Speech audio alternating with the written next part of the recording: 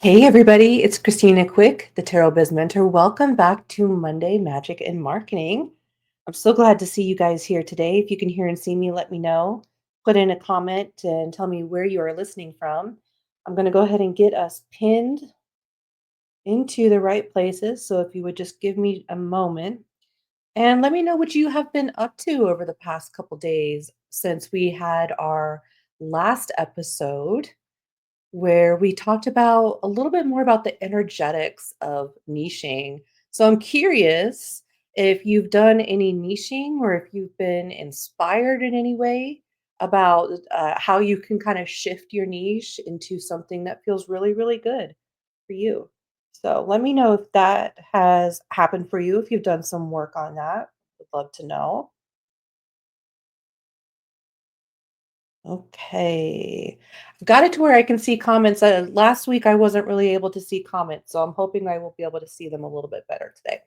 So, what are we talking about today? Well, we're going to be talking about how to create a wealth strategy around your business. And I think this is super important because I feel like this is one of those things that was like really, I really didn't understand what having a wealth strategy even was. All the coaches that I worked with, even my money mindset coaches and even my money mentors, n no one really talked about this. So, I learn and kinda hodgepodge and put together for myself over the years, and, I would love to help you. I would love to kinda help you and figure out what is actually worth investing in 2024 especially, and because I think the world has changed a lot. The online business format is changing. I mean, there's always gonna be certain things that are, like, standard, right? Like, you're always gonna need some kind of website. You're always going to need storefront, some way to accept payments. You're always going to need some kind of, like, core offer system, that kind of thing, you know? But where you actually host that and how much you pay for that and what are all, like, the bells and whistles, well, that really depends on where you are at, like, I in the phases of your business, and that's something I talk about a lot in Lux Lightworker. That is my signature program where I take you through the core 6 phases of business and talk about, like, okay, now what do you invest in? Now where do you put that money? But for me, it was like, in the beginning, I personally kind of had the experience, and I think this is probably common amongst here, but I had this experience where I kind of came from what I call bro sales, right? And what that is things like Russell Branson, Gary Vee, those types of things, because it seemed like, especially at the time, those were the only people that were kind of talking about wealth and how to create wealth and how to maintain wealth, how to utilize funds that you generate in your business to help you continue to grow. And so, then I kind of went through this journey of creating like a Gary Vee, but also like the Russell Branson version of how do we do that in our spiritual business, where we kind of, I would say we tend to be a lot more sensitive, right? We tend to be a lot more sensitive in like the type of ways that we wanna show up, right? Like, the bro sales is all hardcore, like, if you aren't making 5,000 a day, don't sleep, don't eat, that kind of stuff where it really is like, the creating the wealth is really the end all be all of the end of the journey. But that hasn't been true for me, and I also had to go through layers of chakra healing, especially around money and wealth, and it's interesting because when you start to have wealth and you start to have money, access to money, you kinda think it's like, "Okay, my money mindset stopped." Like, "Okay, I don't have to do money mindset stuff anymore." And that's just not true, and in fact, the money mindset the more money that you make, the more money that you have access, the more power that you have access, um, more networks that you have access to, Actually, it's it gets deeper, it gets more reflective, it gets at new levels, like, you're going to of new levels of wealth is what I mean. You're gonna have new shadows kind of popping up, right?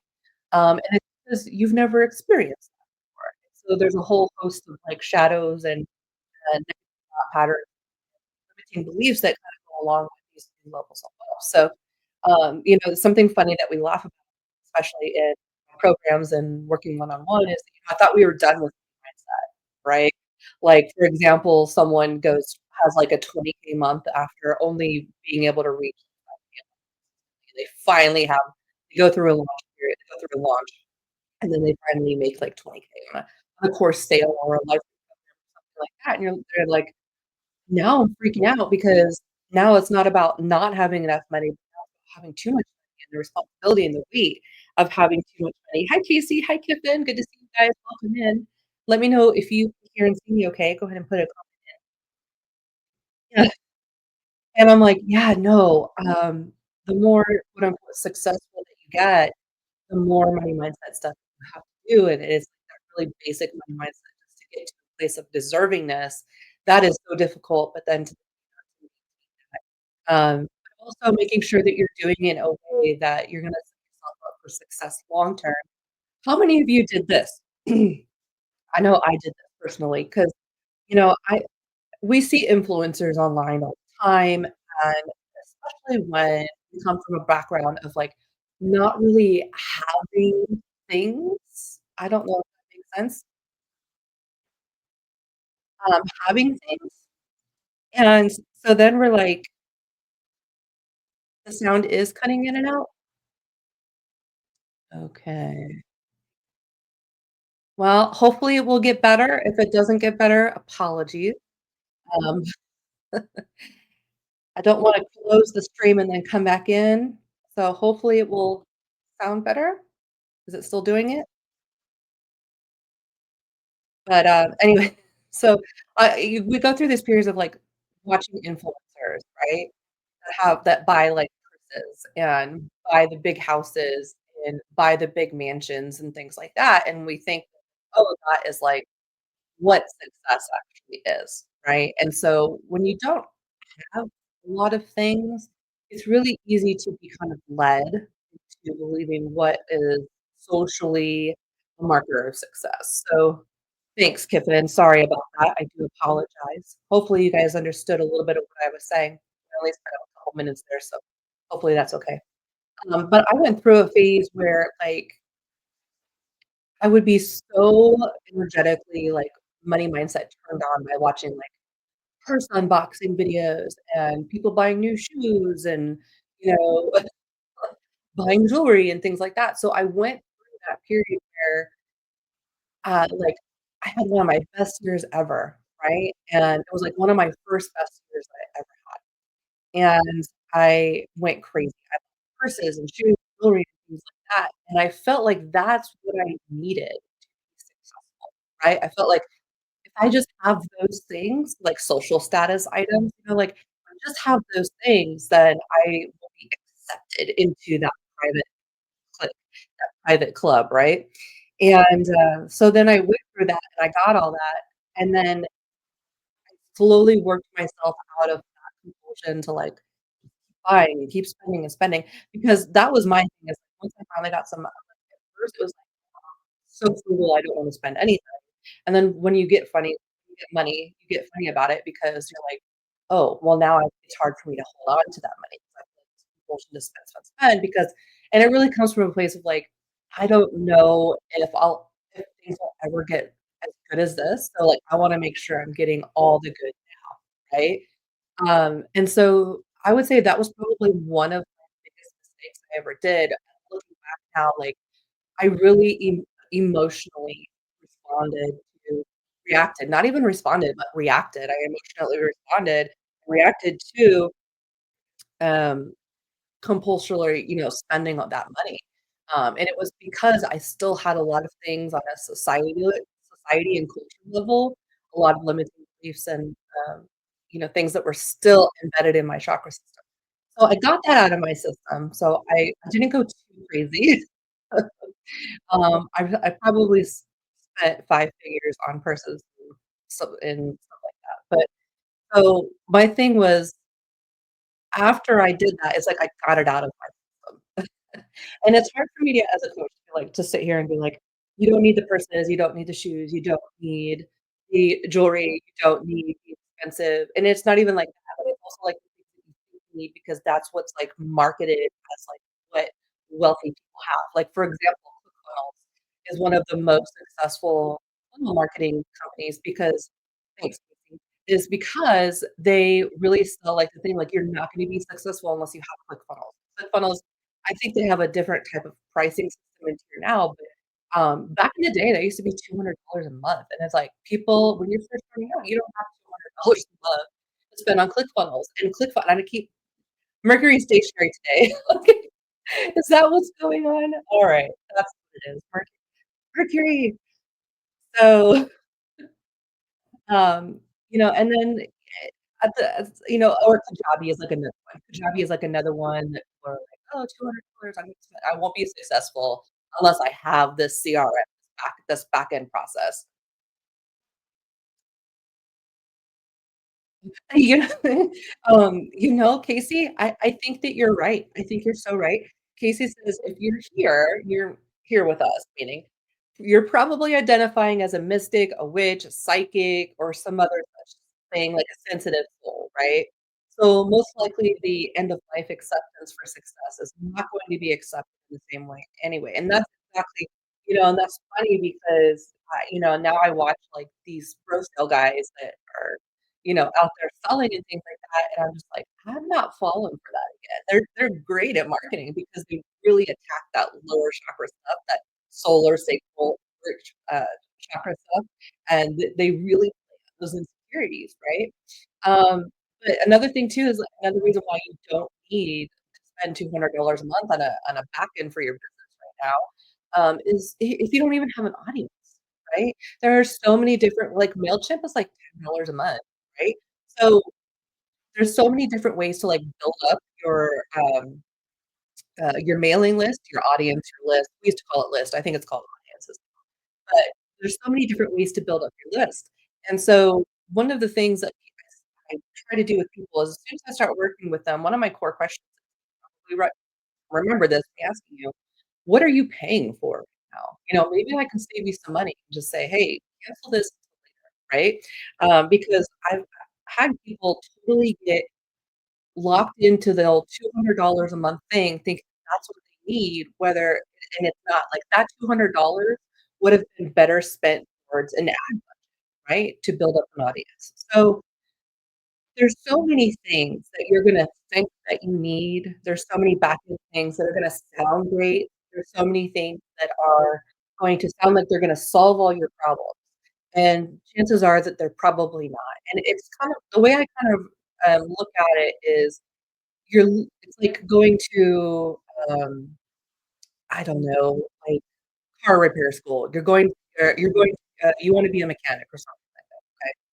And so you start watching all of these crazy videos on how to make the most money as a car repair mechanic, and they're all talking about doing mods on these super beastie cars, $200,000 rebuilds on cars and things like that, and you're like, "That's why I wanna get it."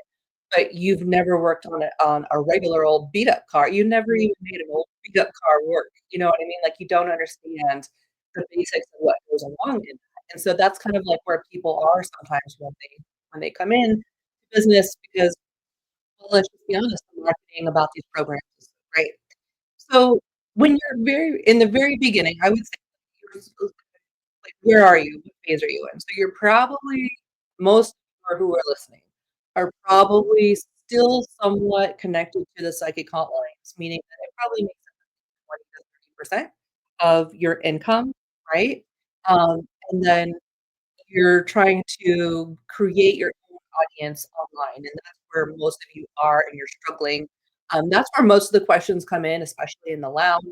They're like, "How what content should I create?" And all that stuff. Well, luckily, that's something I specialize in. That's something I've really learned how to do well, is to focus on the specific content that gets, people actually in your seat, and it's not shorts, it's not reels, it's not entertainment.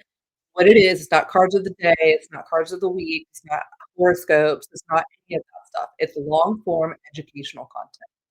Educational content where you are, educating people on why they possibly need your services, or educating people on potentially what could be going wrong in their life to give them an indication that they need it. And that you can do for free on YouTube, right?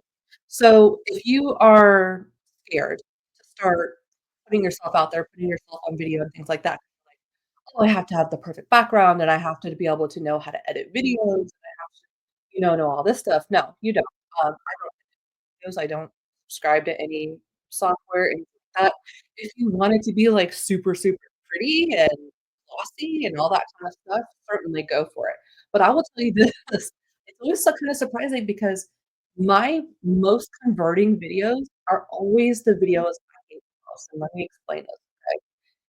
We all hate how we look and sound on video. That's universal. If you didn't, you'd be a narcissist, right? You're not narcissists, you're empaths, you're on a different wavelength, different frequency from that. You're similar to being a narcissist, but on the upper chakra end, where you're helping people instead of just helping yourself, right?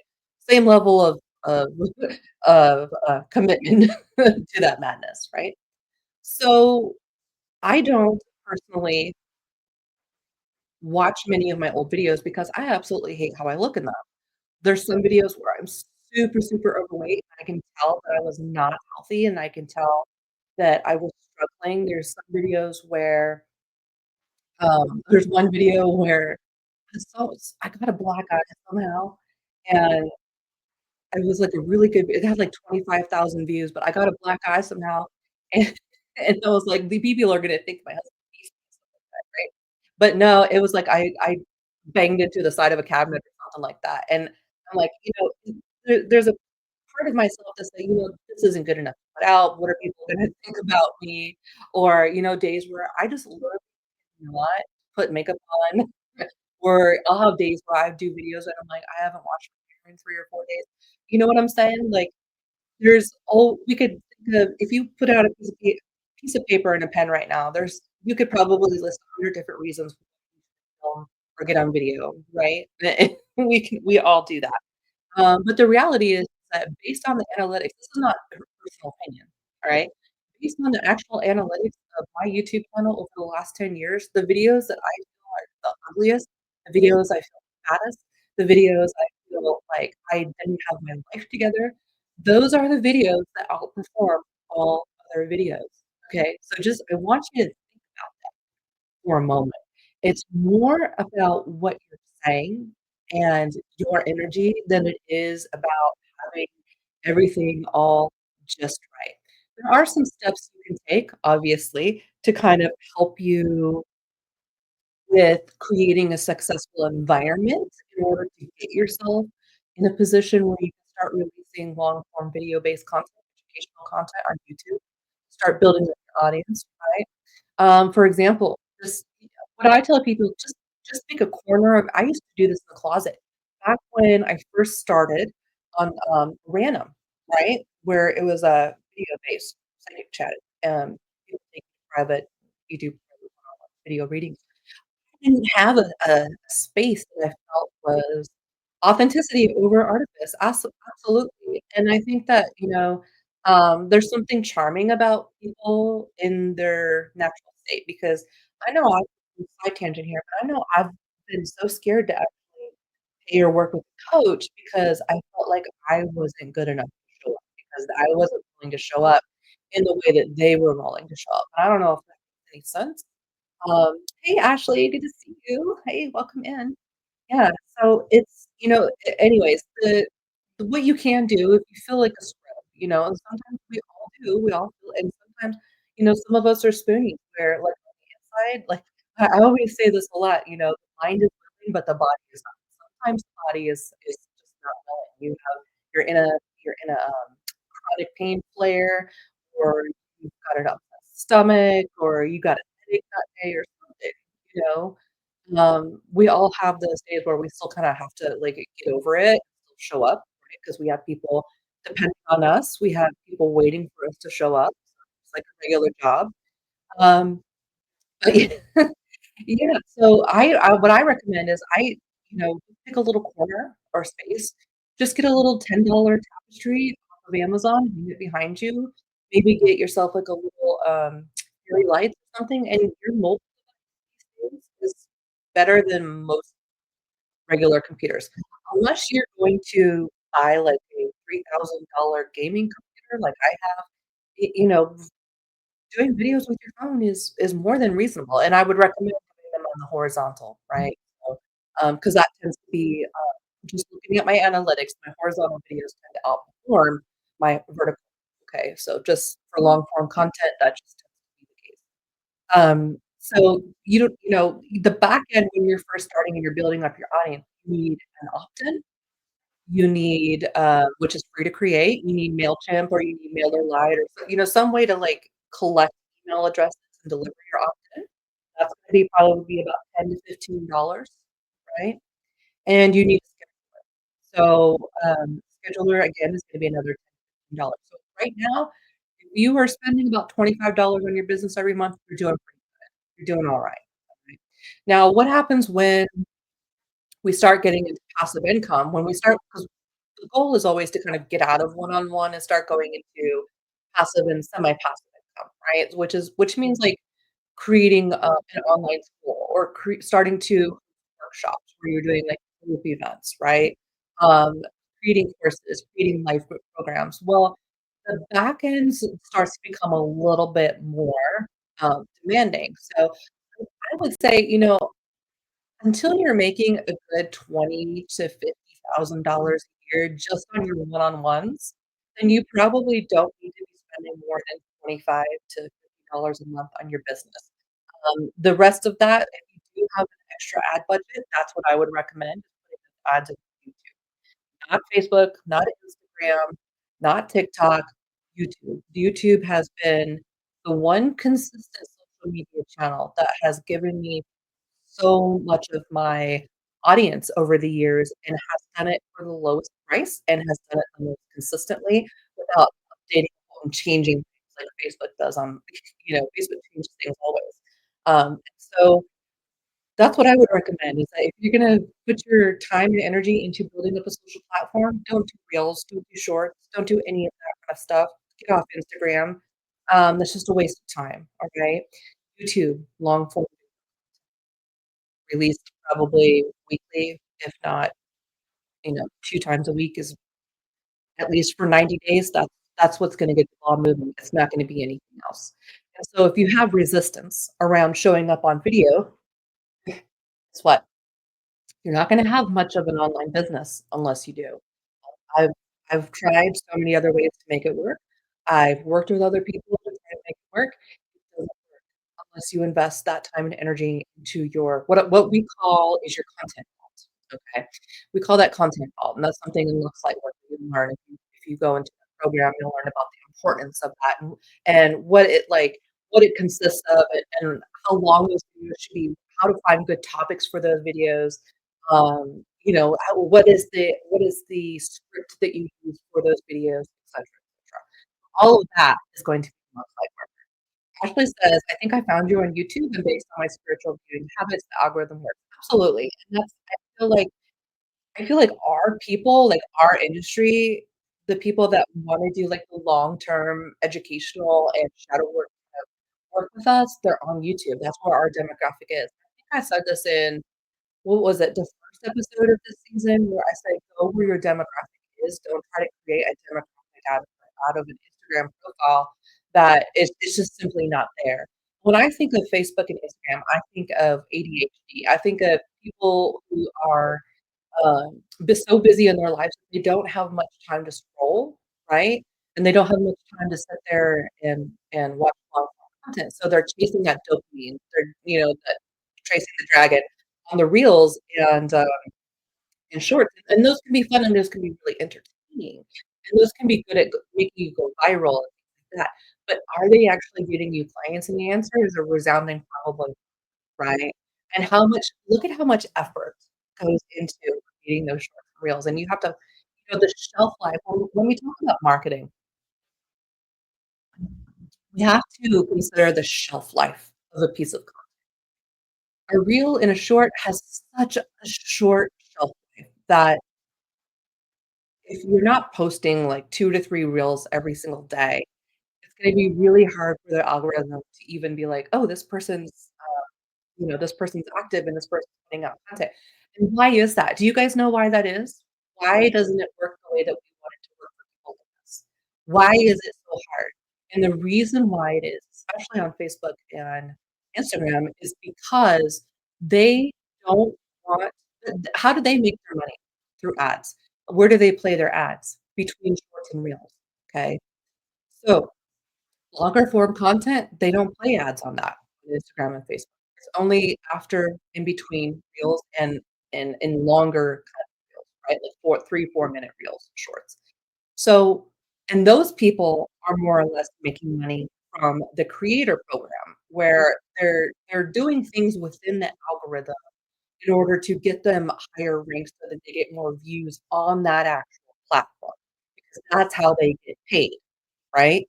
So it's a different business model than, say, using Instagram or Facebook or YouTube to advertise your own business that doesn't belong to Instagram, YouTube, Facebook, right? Because ultimately, if we're doing our job right, we're getting people off of those social platforms and onto our personal businesses, our scheduling website, our, Discord channel, our Patreon, whatever. So why does it are you guys understand what I'm saying here? So when we ask ourselves the question, why does it seem like Facebook and Instagram penalize us for the way that we run our business? And it's because our goal is ultimately to get people off the platform and onto our own website, where they make the most money, Facebook, Instagram makes the most money when people are sitting there doom scrolling, right? That's how they make their money now. Whereas YouTube, has stayed true, I think, to its original message, where it really is about paying all kinds of different content creators, not just people that, play along with the games that they want them to play right now, like the game right now is Reels and Shorts. Back then, the reel used to be, stories, or the game used to be stories. Then it was, um, 1 minute, uh snippets, and going back in the way, way, way back, then it was, just visual images from text. You see what I'm saying? Like, there's been a gradual evolution where and that's what it can make you kind of feel crazy. Ivy says, "I found you years ago on YouTube." Yeah, thanks. Yeah, most people have. Even says, "I definitely have resistance around putting myself out there on live video.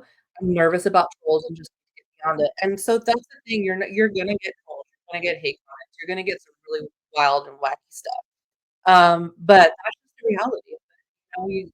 It's going to come to you, and if you're not emotionally strong enough, I totally get that. The benefit is that you can turn off comments, you can turn off comments on YouTube. So you could potentially shut down that. So so you can get to a point where, you can be energetically and emotionally strong enough to face that. I will admit that when I go into my YouTube channel, that's where I get most of my comments. People really love to write me on, YouTube versus, like, Facebook or anything like that. Maybe because they're watching that video, like, right then and there, so it's just kind of easy for them to put in that comment. But, YouTube comments, even when I go in there still, I know that when I click on that and I have everything held, by the way.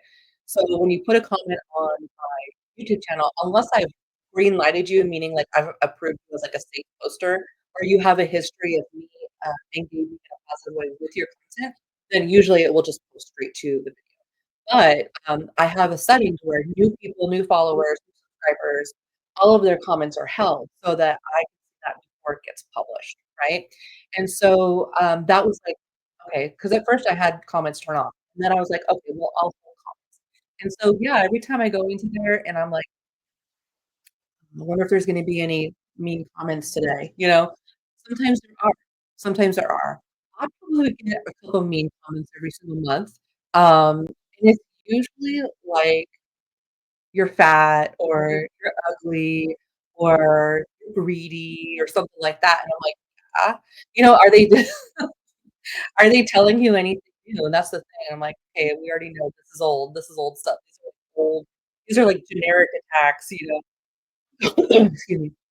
If you wanna, like, get me at my tell me I'm not a good tarot reader or something, like you can also block certain words, so that limits terrible trolls too. Yeah, and they're starting and, Kara says YouTube is expanding their community sections for us also. I gotta read into that because I'm really excited about being able to add different roles and things for people on YouTube so that potentially, hopefully, within the next year or so, hire someone to go in and read through your comments for you, so that you don't have to see that. But honestly, I mean and, sometimes I get cheeky back, and sometimes I'll fight back and things like that, but I'm trying to work on that, like, not every comment needs a response, and my mindset is this, it's like, whether I'm disagreeing with you or agreeing with you, it's still a my time is still a privilege, right?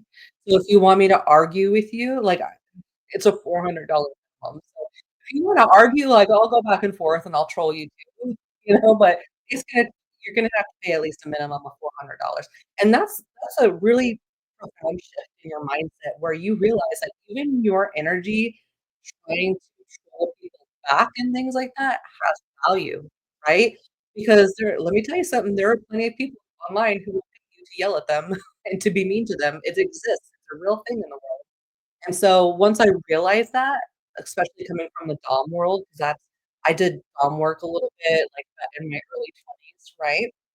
Financial domination and things like that, and, non-sexual kind of domination, but once I realized that, I was like, "Um, you're not getting my free time." You know what I mean? Make the trolls work for your benefit, and that's another thing too, like, no matter what, even all engagement is good engagement. Hi, Trisha, good to see you. All engagement is good engagement, even bad, right? So and then there's another little sneaky little thing we can do in marketing called polarization where we intentionally troll, and I did that, uh, what was it, last week or the week before I did that in the lounge group, remember when I was like 'cause, I had a YouTube stalker who was thumbs downing all my videos, like, the moment, like, they subscribed to my channel and put notifications on just to thumb down my video I would put up, right? Like, you're gonna get people like that who, I could probably list 100 different reasons why that person does what they do, but again, I'm not being paid to psychoanalyze that person, right, at the same time. So, I posted in the group, a little open letter to that troll and said, like, "Are you okay? Are things okay for you? You need help."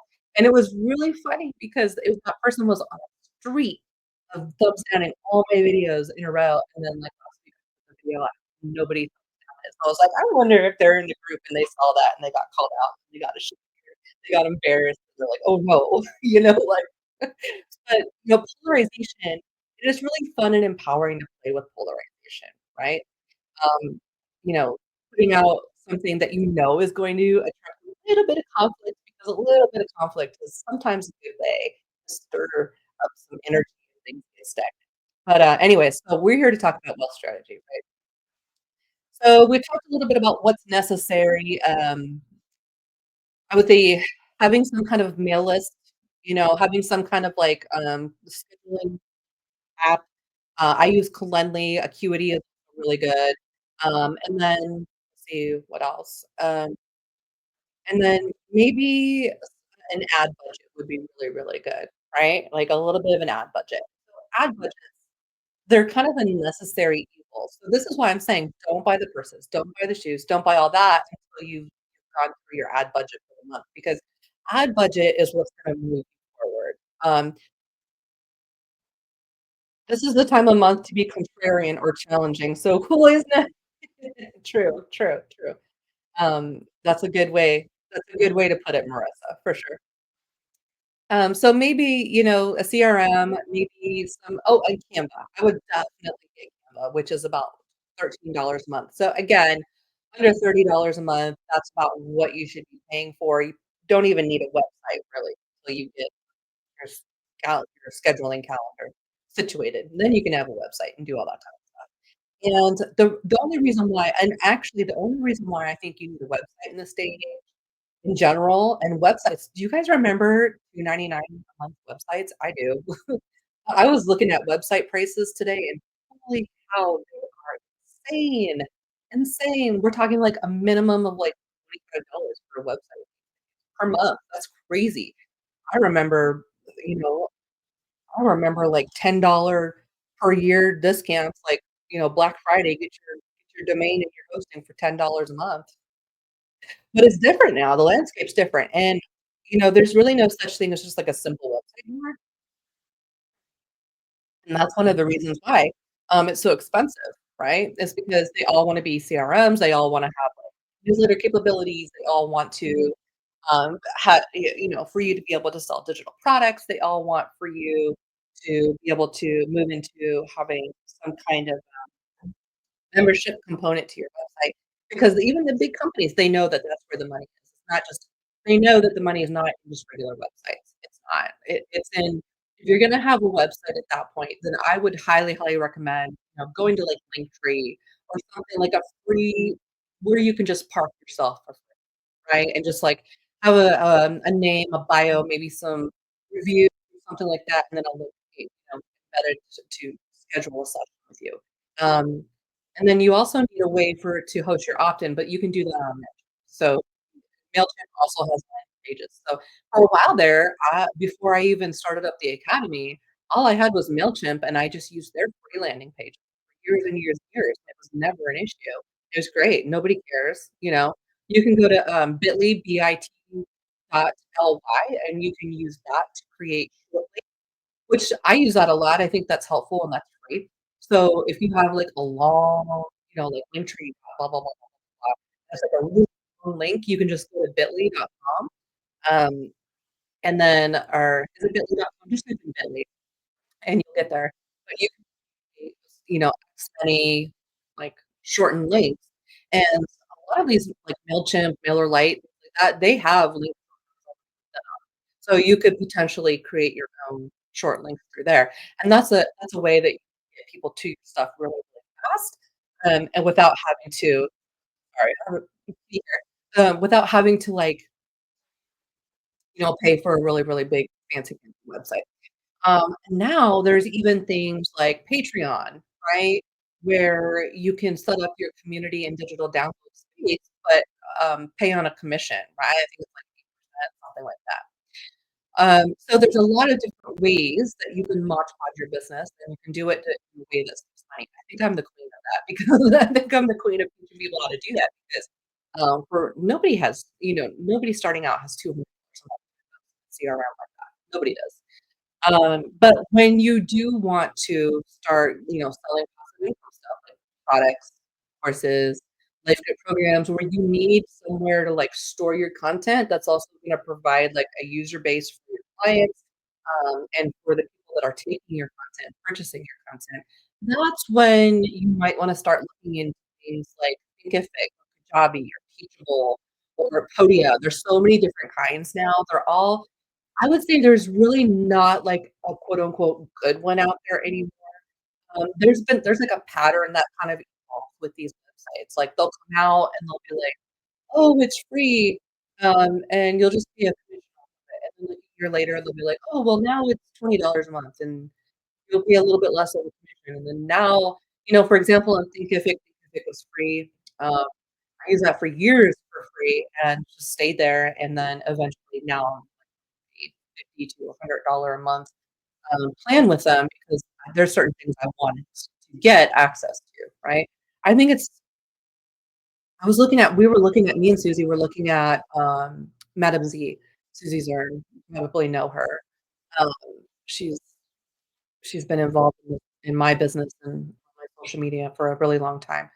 But we were looking at, different, like, membership sites and things like that because we were like, we both have our own membership, but we're like, "Wow, we don't really want to increase the" 'cause, you have to pay for more people, you have to pay, and it just gets a little bit it's a little crazy towards the end, I think Epic was quoting dollars a month. No. So, I was like, "There's gotta be another way." So, um, we were looking at different types of, membership course academy type of websites, right? We looked at probably 20 of them over the last few weeks now, and I would say between all of those, there was not it used to be a couple years back where some were better than others, cheaper than others, but I would say no matter what I'm getting at here is no matter what, like, no matter what if you go Toya or Think of It or any one of these numerous numbers of course, Kajabi, ClickFunnels, whatever, it's all the same thing, right?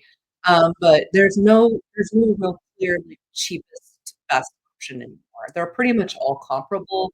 You're gonna be looking at paying about $50 a month if you want to start moving into passive income products, and have your own business. Of course, there's always Etsy, and Etsy and Gumroad, Gumroad.com are websites that I've used in the past that, and actually I recommend people that, that are just starting to get into selling courses, sell them on Etsy and just put them as, private on YouTube or put them in a folder where people can access them, or even in some cases, like a subscription to Vimeo might actually be a good option, Vimeo, which is where you can, like, upload videos and lock them so that only certain people with, certain, email addresses can access them. So it's not like you're because the biggest fear with selling digital, courses on Etsy is, okay, well, what's stopping someone from just giving this course away? What's stopping from someone just to upload those videos to YouTube, and then, it's a headache.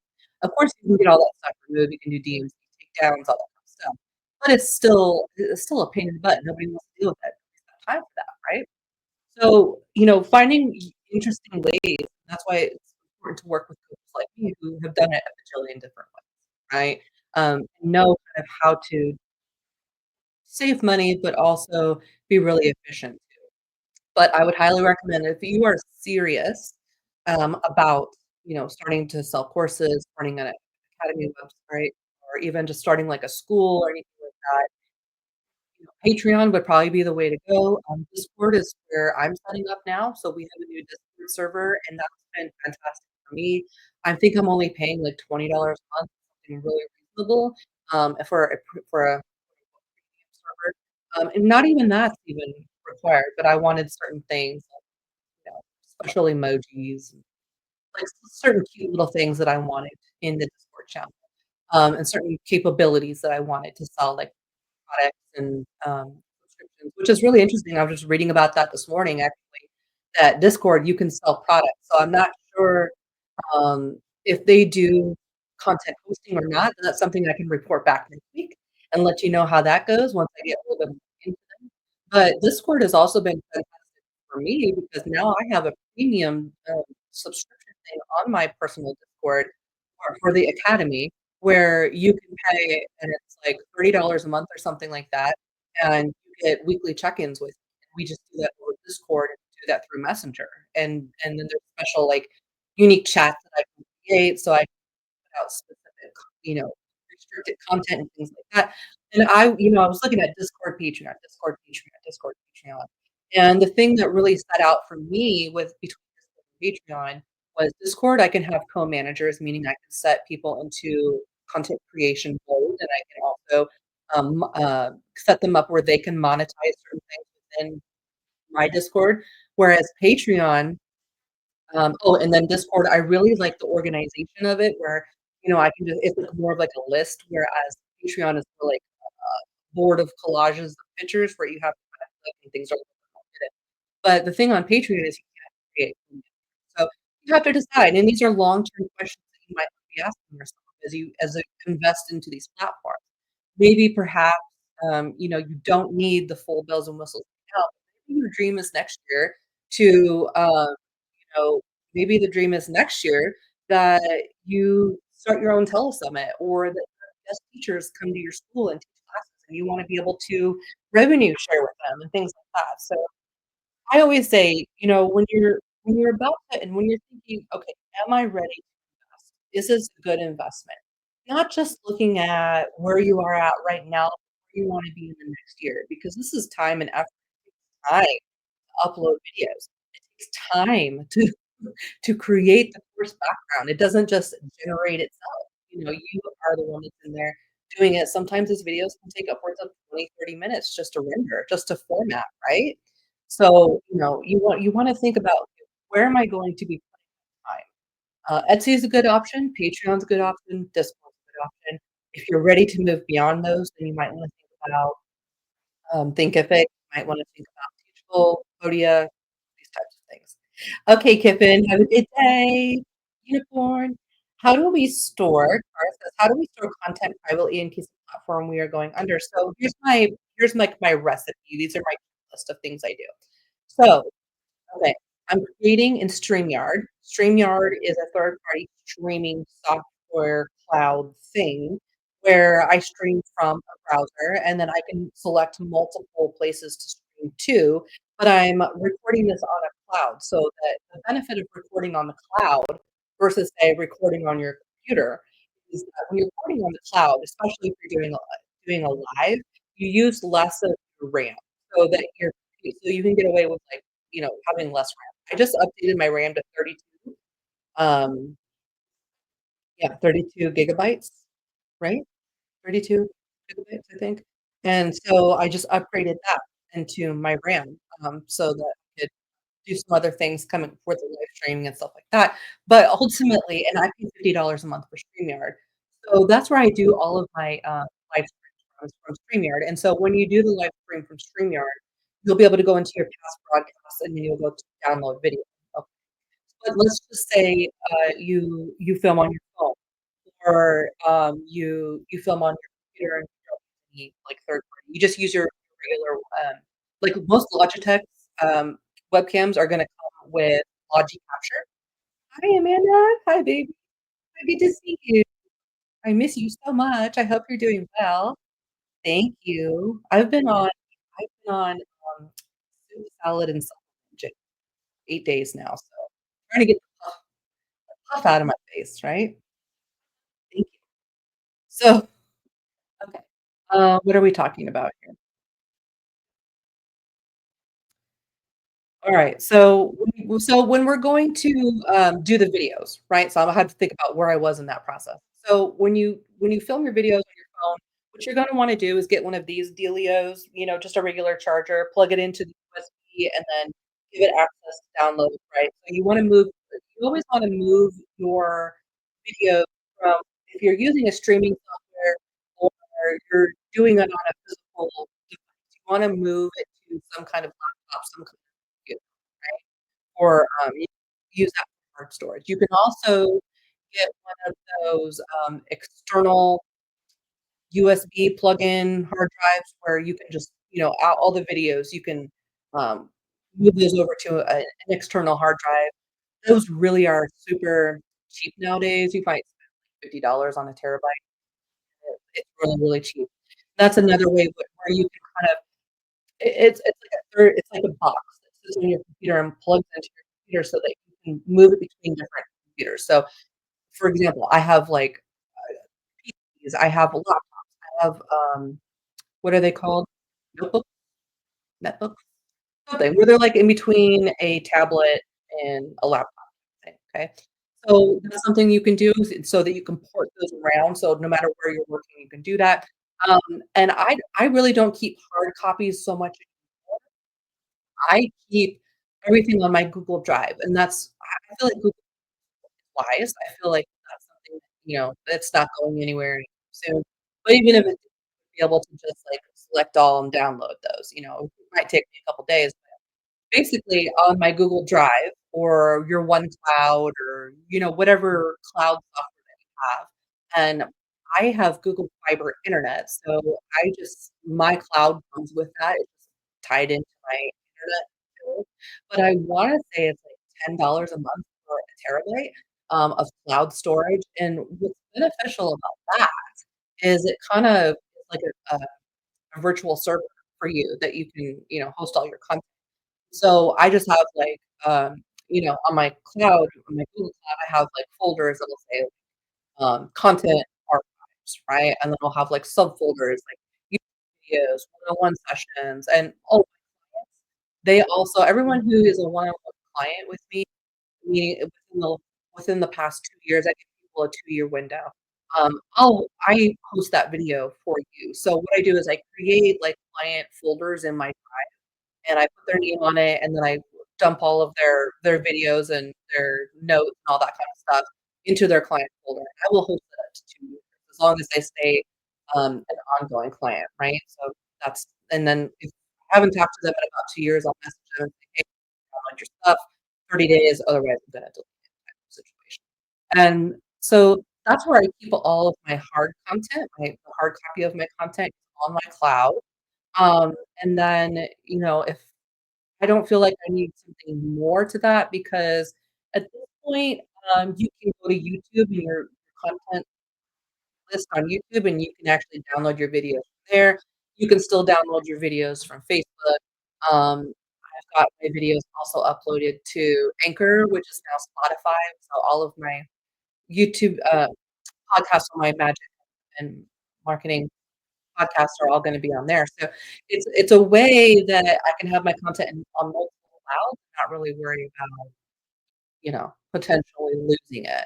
Um, I've never and just to give you a peace of mind, I've never heard of someone actually losing all of their content before, so it's just it's something that I'm sure could happen, but it's not something that's normal, right? And then the benefit about doing, like, Google Cloud, something along those lines, is that you can create links to access. So it's like an online server, like an online file server where you can give people access to it.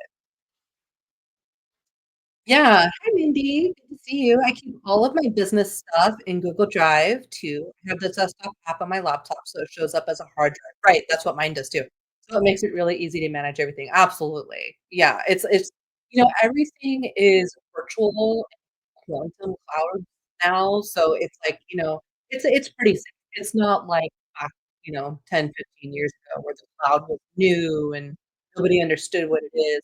These clouds are backed up by several different computers, and they're all virtual. So they don't it's really interesting, but they don't really actually exist in the world. They're just virtual servers. It's crazy quantum topic. But, anyways, the success rate of being able to keep this content and not worrying about it disappearing, it's really okay now these days. Okay. So and I wanted to say something about ads before we move on to actually investing, because that's the last thing. We have 10 minutes left, so that's the last thing I wanted to talk about today is, okay, investing your money beyond ads. So, whoop, back to ads for a second.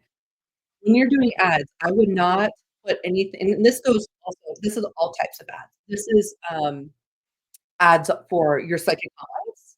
So, like, if you bid or you pay, like, for a premium listing,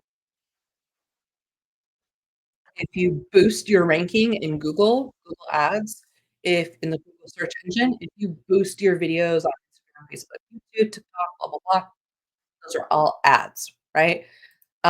So and even things like Groupon could be considered an ad if you're paying a commission. So, I wouldn't put anything more than 20% of your profits, back into ads, okay? Unless you are able and you have the budget to continue and to do more than that, right? So let's say, for example, you made $1,000 this month, all right? But really, if from the second hotlines, you made $1,000, all right? And so but really, let's just say 50%, keep it that's not what it is. Like, it's more like, what, 30% now, what you actually get as your payout.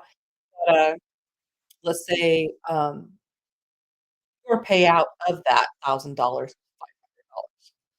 So of that $500, I would only recommend putting 10 to 20% away back into ads because 30% of that's going to taxes right away. Did you guys know that? So 30% immediately of your income is going to taxes, right? So that only leaves you with about 70% of that $500. So from there, you might even wanna cut it down a little bit further, right? So again, 10%, that might be 25 to $50 a month on your ad budget, okay? But that's, I think, a responsible way to go about doing it because I feel like ads, if you struggle with addiction or you struggle with, like, gambling or, like, you're, like, a risk taker, I think ads can be kind of a downward slope for people, and the worst possible thing you could do is put all your money into ads and then it not get any, right? Like, that would be the worst case scenario because that money is gone. It's just gone, you know? Might as well just flush it down the toilet or burn it because it's gone. You're not getting that, right? You'll have to hustle a little bit more, get another little bit of cash to put into ads. I feel like instead of doing, like, big ad spends, like, every once in a while, it's really best to do a low ad budget consistently because that's what's gonna get you those leads. Okay. Now, one thing I wanted to talk about before I leave you off today is this is a conversation that some of you might be ready for, some of you might not, which is totally fine. But have you considered, retirement? Have you considered now that you're in a gig kind of income where you're self-employed, you're responsible for your Medicare, your Social Security taxes, right? You may be able to get some kind of insurance for ACA, but the main thing is that what about retirement? Because there's no 401k, there's there's no IRA, there's no, employer matching, right? There's no HSA opportunities. So what do we do at that point? Well, um, it would behoove you to start investing what you can into some kind of SEP. So it's called, I call it the self-employment fund. It's called something else, but in our terms, it's self-employment pension.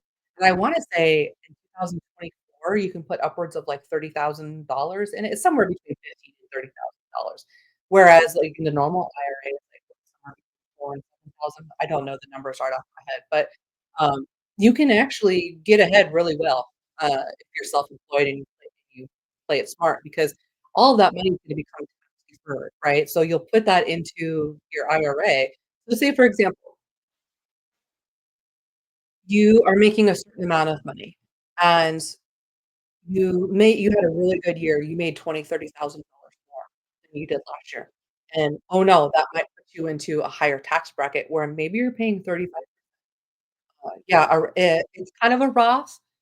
It's called SEP, self-employment pension. That's what we use is an SEP. So IRA, you can purchase an IRA, but the government has SEPs available for people like us, right? Because we don't get employer matching, things like that.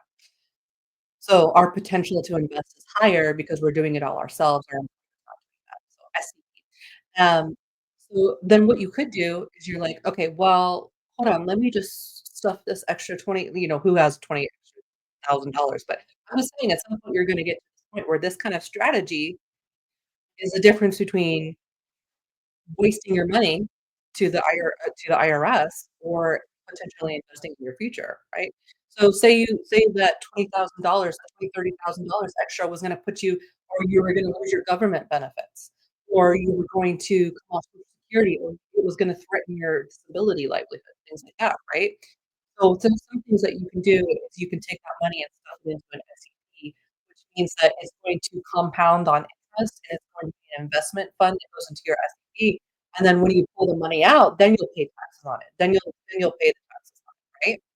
But in the meantime, you can kind of, right, stuff money into an SEP that if you get to a certain point where you're like, "Oh my god, I'm paying an extra 10% taxes this year," and you're like, "Well, maybe it would be a better situation for me to, put it into an SEP."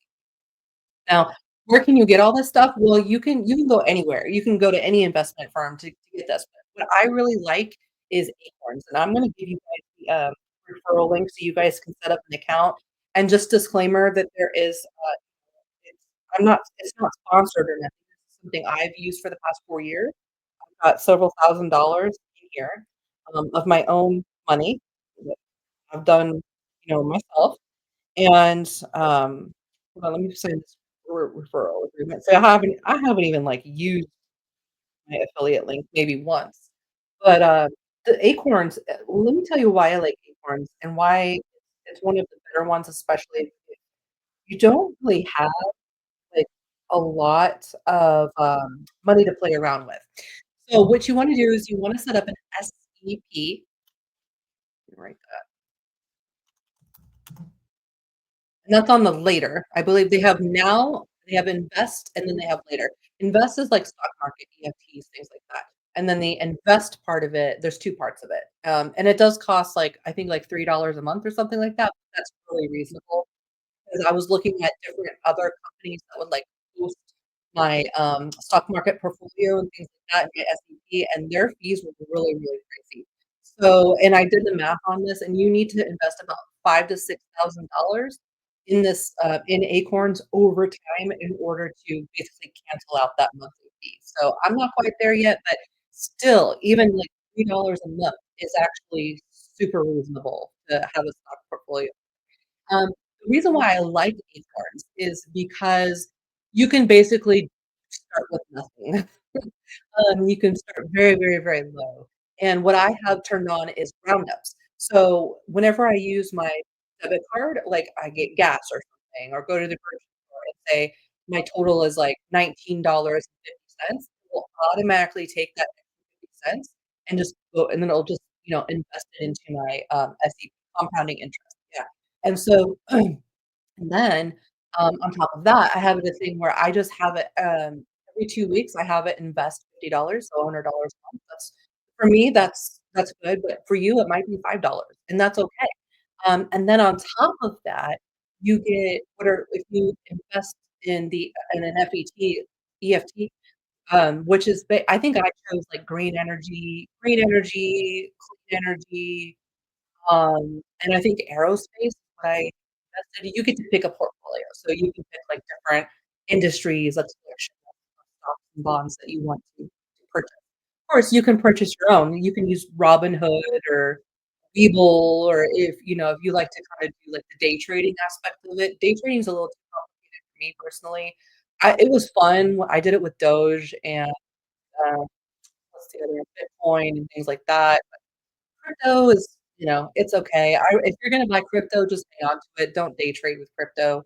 A lot of us aren't in a position where we can actually make money with that yet. So, day trading, complicated.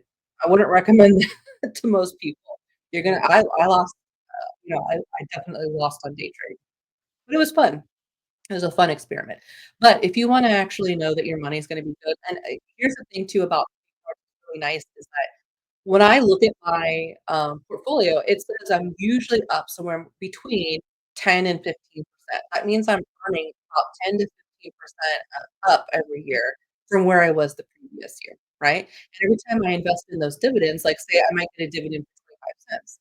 Well, I might get 10 of those every single month. So that's $2.50 that's automatically gonna go back in, and it's like now you get to invest with quote unquote "free money," money that you earn from having stocks and then paying out dividends. Um, I did buy some Mattel, but I would say Mattel is probably a really good one to buy long term over the next 20 years because we're gonna be seeing more Barbie movies. We're gonna be seeing He-Man movies, Masters of the Universe, Hot Wheels movies, um, coming out. So there's gonna be a whole like, Mattel is gonna be, like, the next big superhero type of industry where it's not superheroes, but it's toys, right? So that's kind of where the especially the media entertainment industry is going. Back when the Barbie movie came out, that's when right before that came out, that's when I bought my Mattel. So I have that, like, on Robinhood and stuff like that. But when even when I was looking at high, earning interest accounts through, like, banks, most of them are is like 4%. So, I'm making 10 to 15 I'm up 10 to 15% per year usually on average, right? But if you were like and most of those banks want you to put in like $250,000, $500,000, $1,000,000. They want you to put into these savings accounts for the next 10 to 15 years in order to earn a measly 4.25%. It doesn't make any sense. So, doing it through Acorns has made a lot more sense. Doing it through, um an app that I would say even Acorns is kind of like a crowd-funded way, right, to kind of do stocks and bonds in a way where you can set there's different levels, right? You can set, like, high risk, moderate risk, low risk, and I just do moderate risk, right? So, I'm gonna be up, right? Instead of there might be a little bit of a nosedive in the market, but I'm not gonna go be below 8% of so these are things you kind of wanna think about, and there's really no such thing as investing money, or $5, $50, $100. You should at this point, there's still time, and one of the other benefits is I can pull that money out of your tax I'll pay taxes on it, but I've been in situations before where I've had to, like, move across the country, I've had to clear out an IRA, had to clear out an IRA to get my wisdom teeth done back in my 20s, things like that. So sometimes even if you don't use it for, long-term, retirement things, it's still kind of nice to have that kind of where, $5 a month and you just kind of forget about it and compounds interest over time, and then before you know it, you have 1,000 there, right?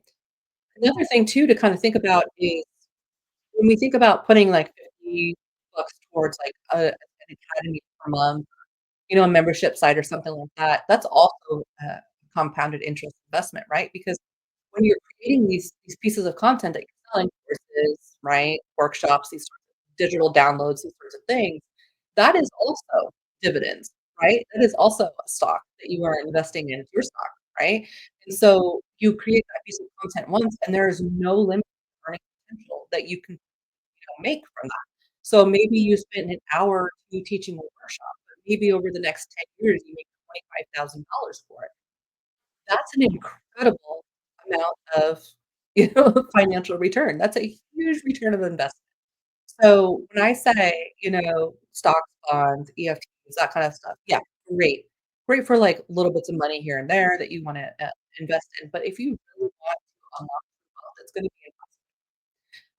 and you're gonna have to get over yourself and get over your stuff in order to create that, because that is going to be hands down the best investment that you'll be able to make in your business. And so my idea is that, when I'm 70 and I have content that I've created over the last 30 years of my life on, how long have I been doing this now? 13 years? 13 years. So when I'm on, year 30, I'm still hopefully getting dividends from my online school and things of that nature. So that's another really big, part of the content involved, not just to get you that audience, not to get people just in front of you, but also keep people in front of you for years to come, even if you're not gonna personally be in front of your business anymore, right? So, thank you guys for joining me today. I hope you guys learned a lot. Did I give you guys some food for thought? Did you have any new ideas? Did you have any epiphanies? I would really love to know, how today kinda helped you. And really, at the end of the day, just start thinking about things. Just start thinking about, how you're investing, where that money's going. Do we really need DoorDash 5 times a week? Do we really need to go, do all the things that and spend all the money on certain things that, maybe this would be better in my SEP. Maybe this would be better in my maybe this would be better as, in my stock market on my acres, things of that nature. So, uh, yeah, you need to rewatch this. Thanks, Kirsten. Good to see you guys.